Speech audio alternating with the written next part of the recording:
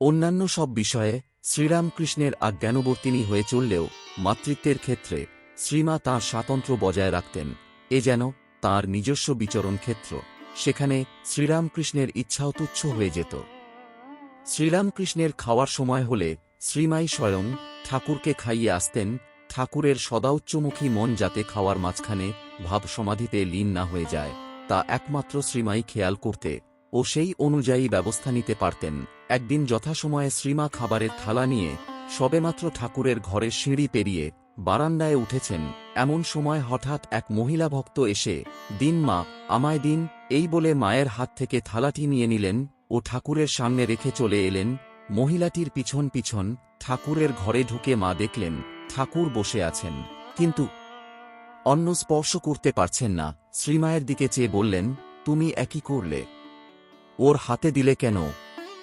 ওকে কি জানো না এখন আমি ওর ছোঁয়া খাই কি করে? মহিলাটি শুদ্ধ চরিত্রের ছিলেন না। শুদ্ধ চরিত্র না হলে ঠাকুর তার ছোঁয়া খাবার খেতে পারতেন না। শ্রীমা ঠাকুরকে প্রবোধ দিয়ে বললেন, তা জানি, আজ খাও। উত্তরে শ্রীরামকৃষ্ণ বললেন, আর কোনো দিন কারো হাতে দেবে না বলো। শ্রীমা কিন্তু কথা দিতে পারলেন না। করজোড়ে উত্তর দিলেন, তা তো আমি পারব না ঠাকুর, তোমার খাবার আমি নিজেই নিয়ে আসব, কিন্তু আমায় মা বলে চাইলে আমি তো থাকতে পারব না, আর তুমি তো শুধু আমার ঠাকুর নও, তুমি সকলের। তখন শ্রীরামকৃষ্ণ খুশি হয়ে খেতে বসলেন।